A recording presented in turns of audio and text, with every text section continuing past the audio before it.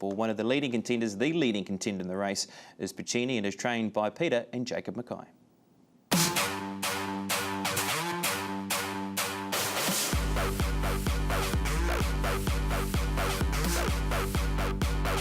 300 metres to go. Glorious Lad, Valdivia, the inside. Puccini still there. 2 lengths away. Next is We're Going to Get You, looking to warm up from Sacred Park. Further back, King Savinsky, the favourite's not in this, but it's Puccini. Puccini at the 100. Coming after it, Colonel Carrera. Out wide, We're Going to Get You's running on as well. Puccini still in front from Colonel Carrera. Puccini. You've had a bit of faith in this horse because he has run stakes company right from early on in his career. What do you think it is that possesses him to race in top company? A lot of it's ability. He's got a lot of raw ability.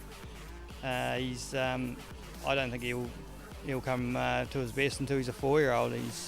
He's got the pedigree there, and every time we've stepped him out, he just seems to improve. And 6 months ago we were having problems trying to keep condition on the horse, but since he's a bit of a hard campaign, going to Christchurch and Wellington, he just thrives. He's probably put 10 kgs on in the interim, and he just seems to love his work and love his racing. It's Puccini. Rising Romance is trying ever so hard, but Puccini, I reckon there's your favourite for the Derby in a couple of weeks. Puccini won the Avondale Guineas brilliantly. He has had quite a traditional build-up into the Derby, winning both the Waikato and Avondale Guineas in his last 2 starts. Have you been pleased with the horse's build-up? Oh yeah, well, everything's gone to plan. It's worked out better than what you would have thought, Gee, if you can pick off one of them on the way through, you'd be pretty happy. And even likes of the Avondale Guineas, okay, if you get beaten that, you think, well, hopefully you can improve if another 300 metres. But he looks like he's the horse that he should get the extra 300 by the way he's run through the line. And we just got to hope that nothing improves too much from the rest of them. So that was Peter Mackay talking about his horse and Puccini when it comes to the TV3 New Zealand Derby. Let's get to the man that's riding the horse on the weekend. Michael, you're a leg aboard this horse in the Waikato Guineas. You won the race there. Clearly there was improvement from that race to the Avondale Guineas. You must be very happy to be on this horse for the weekend. Most definitely. There's no other horse in the race I would like to be on. Peter and Jacob will have him spot on the day, and I'll be spot on the day. Obviously I had the shoulder injury, but I'll be ready to rock on Saturday. All right, barrier draw. How do you read that initially when you heard that he'd drawn barrier number 3 for Saturday's Derby? Myself, I was sort of hoping for a mid to wide barrier, just so I could do my thing. I'm not going to give away too much, but I'm drawing that barrier and I'll be doing my thing anyway. Okay, well, let's have a look at the split between the Waikato Guineas and the Avondale Guineas. So we've been able to show you both of his performances here, Michael, and we want to probably talk to you about this. So they're 2 different races, aren't they? With you being drawn wide in the Waikato Guineas, you were able to be drawn a lot closer in the Avondale Guineas. And just tell us the difference between these 2 rides and how he been on both occasions. Well, obviously in the Waikato Guineas, drawn the outside, and it was the first time I'd been aboard the horse. He didn't take the corners too well, and the reason being he just had a few cuts in his mouth, and every corner I went into he just wanted to lug off. He had a cut on the inside of his mouth. Peter did a lot of work on it leading up to the Avondale Guineas. He still did that a little bit in the Avondale Guineas, but he's a better horse, 100% better horse right-handed than what he is left-handed. I don't know if you noticed the sprint and the turn of foot he showed in the Avondale Guineas was more blistering than what it was in the Waikato Guineas. Even though I felt I was going quicker in the Avondale Guineas, he still sprinted quicker than what he did in the Waikato Guineas. He's a really cool horse to ride. In the Waikato Guineas, I was round the back and Opie said to me he got a bit fired up at Wellington. He was fine. He never showed any tendencies of being a colt. But in the Avondale Guineas, he was around at the gates and he was...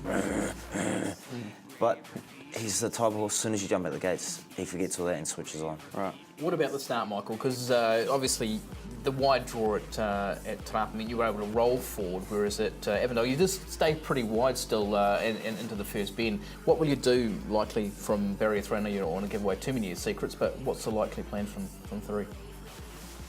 I'll just do my thing. I'm not a person who goes out there with a set plan, and I think Pete knows that when he legs me up, he'll just say good luck. He knows that I'll make a decision when I jump out the gates. I don't know now what I'm going to do. I have a fair idea that, you know, obviously I'm going to be handy. That doesn't necessarily mean lead, but who knows, when those gates open, anything can happen. The horse could cross me, he could trip over. There's so many things that can happen. So if you rang me 2 strides out of the gates, then I could tell you what I'm doing. But right now, I'm just going to do my thing, and hopefully that's good enough. Okay, one thing I do want to ask you before we get to Thad Taylor is all these runners and rivals, jockeys and trainers, have seen how this horse has been able to win his races. That's been out in front. Are you fearful of a horse coming over and nibbling you the whole way and really looking to take you on? Is that's when your possible plans might change mid-race? You'd like to take a position or anything like that? You certainly are mindful of horses maybe coming over and having a look at you in the race? I'm definitely mindful, but if they got their head screwed on, they know the way my horse races. The other jockeys, they're only going to wreck their own chances. And when you're racing in the New Zealand Derby, a Group 1 with 750,000, you want to give your horse every single opportunity to run out the trip and obviously finish to the best of their ability. If you want to go on and take me on head on, you're going to stop, I'm not.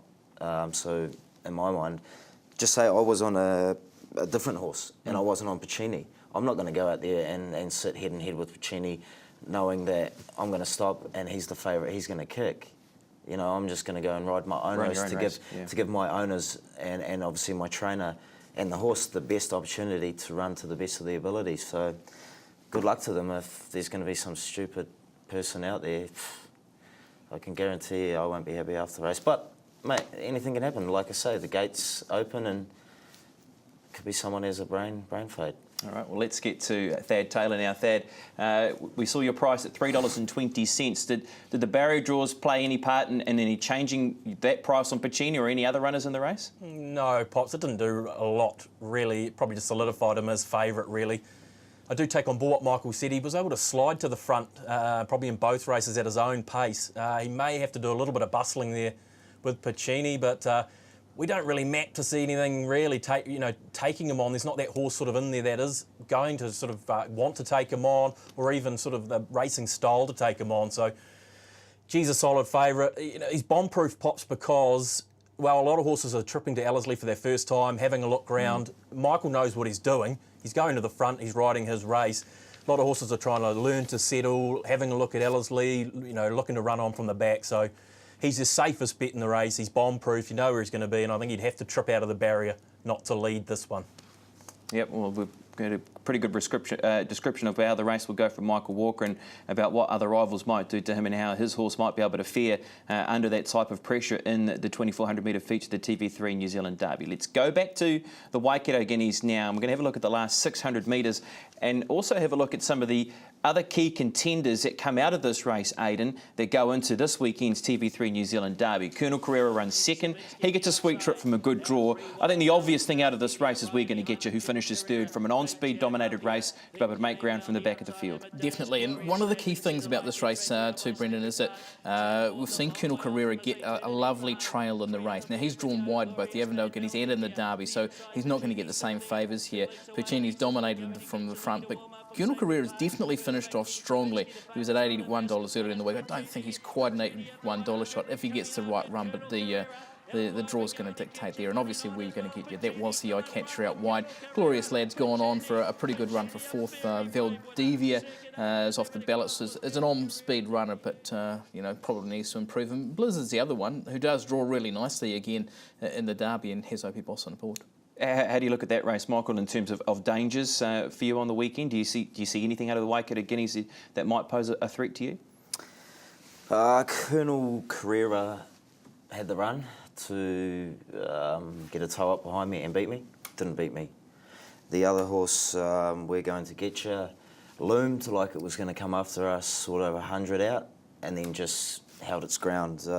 Glorious Lad had every chance then. All those runners behind me had every chance, and you know, as we touched on before, like I said, if they're going to try and change up their plans this Saturday, I know myself, if I was an owner or a trainer, I'd be very disappointed in the other jockeys trying to ride against, obviously, Puccini. I would hope that if I was putting a jockey on, that they were going to ride the race to be able to best suit their horse and give me, the owner or the trainer, the best. Propaganda. It's propaganda coming in. It's just common knowledge, you know. You run your horse in a derby, you want to be able to finish in the best possible position. Obviously, everyone wants to win.